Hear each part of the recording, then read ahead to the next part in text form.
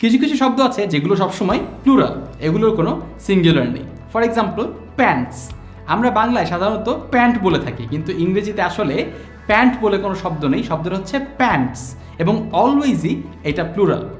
Scissors, pliers, এটা আমরা বাংলায় চলিত অর্থে সবসময় বলি প্লাস, এই যে যেটা দিয়ে আমরা তার কাটি সেটা আসলে প্লায়ার্স এবং এটার কোনো সিঙ্গুলার নেই, প্লায়ার বলে কিছু নেই, প্লায়ার্স। শন থাকে না টুইজার্স, যেটা দিয়ে আমরা কোনো কিছু চিমটা বলি, চিমটা দিয়ে কিছু একটা টেনে তুলি, সেটাকে টুইজার বলে কিছু নেই। টুইজার্স সবসময় ওই দুটোর একটা জোড়া হয়, সেই জোড়া ছাড়া একটা দিয়ে কোনো কাজ হয় না, তাই এটার নাম টুইজার্স। ট্রাউজার্স, পায়জামা, আমরা কিন্তু অনেক সময় ট্রাউজার বলি, এটা ট্রাউজার্স সবসময় প্লুরাল হবে। শর্টস, আমরা হাফ প্যান্টকে অনেক সময় শর্টস বলি, হ্যাঁ, এবং সেটা কখনো শর্ট হবে না। শর্ট আলাদা একটা শব্দ আছে যেটা মানে খাটো, কিন্তু শর্টস সাধারণত আমরা যেটা আমরা পরিধান করি হাফ প্যান্টের মতো, এগেন হাফ প্যান্ট হবে না, হাফ প্যান্ট, সেটাকে আমরা শর্ট বলবো না, সেটাকে আমরা বলবো শর্টস।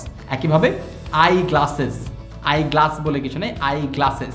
স্পেকটেকলস, স্পেকটেকল বলে কিছু হয় না, স্পেকটেকলস, এগুলো সময় প্লুরাল হয়। যেহেতু এই শব্দগুলো প্লুরাল হয় তাই এটার সঙ্গে আমরা ভার্বও ব্যবহার করব প্লুরাল। যেমন where are my spectacles, the tweezers are in the drawer. এই জিনিসগুলোর ক্ষেত্রে আমরা সবসময় প্লুরাল ব্যবহার করব, কিন্তু এগুলোকে যদি আমরা পেয়ার আকারে বলি সেক্ষেত্রে আমরা সিঙ্গুলার ভার্ব ব্যবহার করতে পারবো। যেমন যদি আমি বলি this pair of pants is really expensive, কারণ আমরা ওই যে প্যান্ট বলতে কিন্তু আমরা এই যে দুটো পায়ের অংশ থাকে সেটাকে মিলে আমরা প্যান্টস বলি, তাই তো? কিন্তু যদি আমরা এটাকে জোড়া হিসেবে চিন্তা করি, this pair of pants is really expensive, ওই পেয়ার অফ কথাটা অ্যাড করে ফেললেই সেটা কিন্তু সিঙ্গুলার হয়ে যাচ্ছে, কারণ তখন মূল সাবজেক্ট হয়ে যাচ্ছে পেয়ারটা, পেয়ার কিন্তু সিঙ্গুলার, তাই আমরাও বলবো this pair of pants is really expensive.